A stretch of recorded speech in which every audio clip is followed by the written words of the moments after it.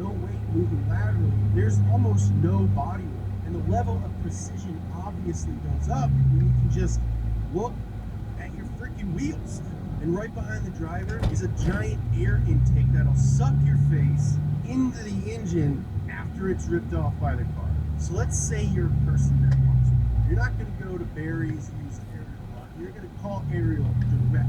And a concierge, who in my imagination is played by Colin Firth, will ask you everything that you know to customize your app. What precautions do you need? Do you want double adjustable dampers? How tall is your car? Is this your daily driver? Did you take the kid to school in? But if this will be your track car, there are also track-specific models. And for the money, an Atom is surprisingly practical for racing, since the reduced weight will mean less wear on expendable parts like tires and brake pads. They start at 75 grand, so they're not cheap, but when you buy one,